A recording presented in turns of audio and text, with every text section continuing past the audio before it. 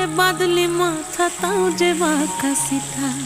মেদিনীপুরে রায়না চিরন বাঁকুড়ার ওই ফিতা, আর যতন করে বাঁধলি মাথা তাও যে বাঁকা সিথা। পেছ পাড়ি